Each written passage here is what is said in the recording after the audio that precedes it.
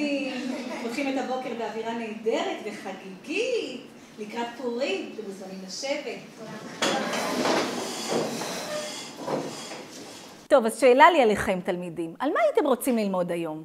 על מגילת אסתר, או על יחסי יהודים ערבים, או על בנים בנות, או על לחץ חברתי? לחץ חברתי! אז ראיתם שהתלמידים שלי לא רוצים ללמוד על המגילה, אלא על העולם הרלוונטי שלהם, והם צודקים. תכף נראה איך דרך המגילה נוכל ללמוד על בנים, בנות, יהודים וערבים, וגם על לחץ חברתי. העיקרון הבא הוא זה שחשוב. אין אדם למד אלא במקום שליבו חפץ. הלמידה נתפסת כרלוונטית בעיני הלומדים, אם היא עונה על הצרכים האינטלקטואליים, הרגשיים והחברתיים שלהם, ואם היא חוברת בין במישרין או בין בעקיפין לחיי היומיום שלהם. מחקרים על למידה משמעותית מראים שככל שהלמידה תחבור לעולמם הקרוב של התלמידים, כך היא גם עשויה ליצור אצלם עניין ולהפוך לבעלת ערך עבורם.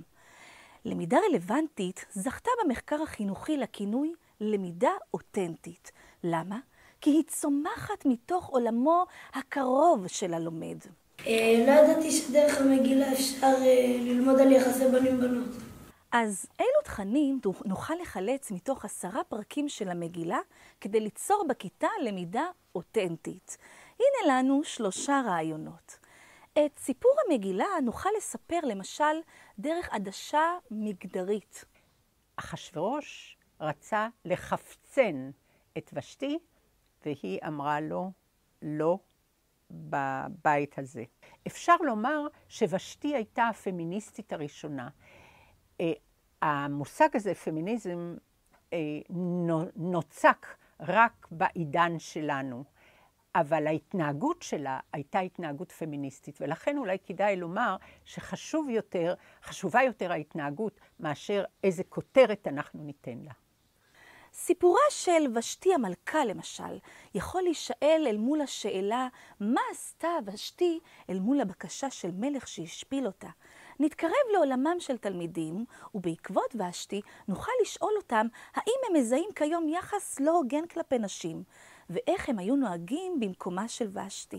אם אני הייתי במקומה של ושתי, הייתי עושה בדיוק כמוה, כי דרך המגילה ושתי מלמדת אותנו מדוע חשוב לעמוד על הערכים שלנו, למה חשוב לעשות כאילו את מה שאנחנו רוצים.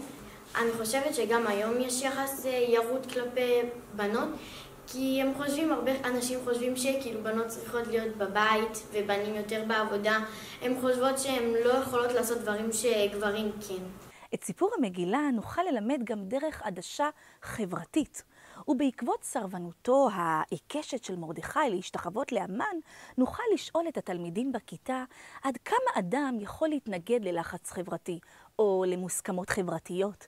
שאלה כזו בטח עוברת לעולמם המוכר להם בחיי בית הספר ובכלל. התלמידים גם יוכלו להביע דעה על סרבנותו של מרדכי ולהתייחס לשאלה האם מרדכי נהג באחריות בכך שהתעקש לא להשתחוות להמן? שאלת האחריות ודאי רלוונטית לכל גיל וגיל. ואני אומרת לנו המורים שזו דוגמה נפלאה להראות איך מישהו יכול לעמוד על דעתו גם כשהנסיבות הן קשות וגם כשיש איום שעומד מעל ראשו. זווית נוספת, את המגילה נוכל לספר גם דרך עדשה מדינית. העלילה הדרמטית שמתרחשת בממלכת פרס העתיקה היא בהחלט רלוונטית ללימוד המגילה. נוכל להעמיק יחד עם התלמידים בהיבטים שקשורים למשל ליחסי ישראל-איראן בימינו. ועוד זווית מרתקת ללימוד המגילה קשורה לזווית האמונית. הזווית האמונית מובילה אותנו לשאול מי הציל את היהודים בסיפור מגילת אסתר? האם היו אלה היהודים או שמא האלוהים? זוהי שאלה שמעוררת מחשבה ועניין בקרב תלמידים. לנצל את חג פורים להעלות את השאלה הזאת, ולנו כמורים בחינוך ממלכתי פלורליסטי, שהוא פתוח לתפיסות שונות, חשוב לומר שיש ערך ללימוד תורה, אבל ללא ההתחמשות של צה"ל, ללא התרומה הישירה של כל אחד ואחת מאיתנו לביטחון מדינת ישראל, ולא רק דרך לימוד תורה, לא תהיה מדינת ישראל. אז מורים יכולים לספר את סיפור המגילה בכיתה דרך מגוון זוויות. הדבר תלוי בעדשת הקריאה שלהם. ככל שהעדשה תתקרב יותר אל הלומדים, כך הלמידה עשויה להיות רלוונטית, אותנטית ולייצר עניין. זה היה בעצם שיעור אחר, אני לא ידעתי שאפשר דרך המגילה ללמוד על נושאים שהם כל כך קרובים אלינו.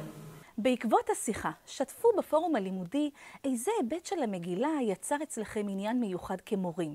מיד נראה איך מלבד האופן שבו אנחנו מתבוננים על הטקסט, קיימות עוד אפשרויות מרתקות להוראת פורים בכיתה. יהיה שמח, תישארו.